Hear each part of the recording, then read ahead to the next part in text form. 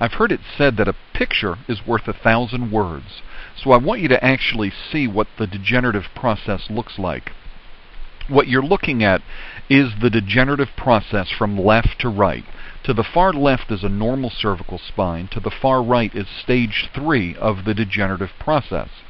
Let's talk about the X-ray to the far left. What I want you to notice about this X-ray is that there's a very smooth curve and consistent disc space.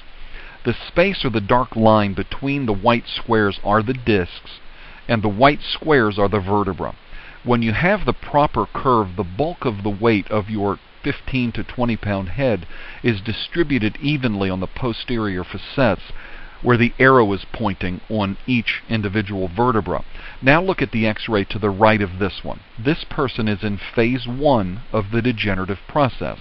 What I want you to notice about this X-ray is that this person no longer has the proper cervical curve. You'll notice the upper arrow shows that this person's head has shifted forward. Because his head has shifted forward, he no longer bears the weight of his head on the posterior facets where it should be, but now the load has shifted to the front of the vertebra, which will lead to premature wear of the discs and vertebra.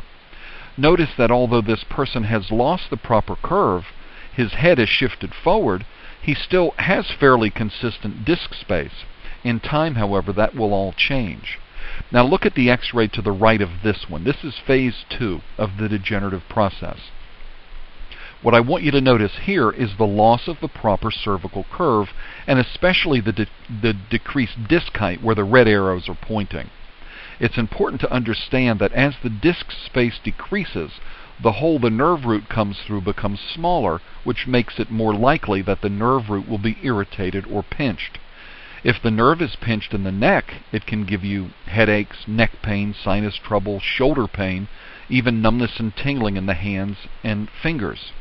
If the nerve is pinched in the back, it can cause upper back pain, mid-back pain, low back pain, hip pain, leg pain, knee pain, even numbness and tingling in the feet. Now, let's turn our attention to the film to the far right. This is phase 3 of the degenerative process. What I want you to see here is that there is no proper cervical curve. The head has moved forward. There is decreased disc height, and now there are spurs or calcium deposits on the front of the vertebra. The red arrows are pointing at them. And this is why I urge people to have their spines checked. If you have any of the symptoms, it's vital that you don't put it off. At least find out what phase of degeneration you're in, and of course see what can be done about it. I want you to take a closer look at an individual vertebral segment with me so you can see it in greater detail. In the top picture, there are 2 healthy vertebral segments. On the bottom picture, there are 2 segments that have already had degeneration set in. Notice on the top picture the thick, healthy disc, which again is the cushion between the bones.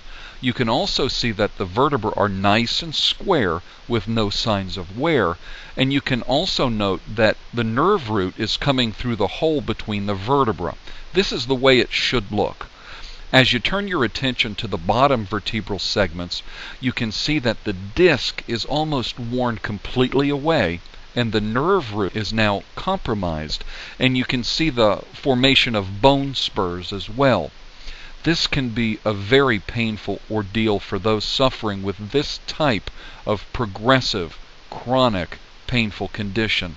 Please don't let this be you or a loved one.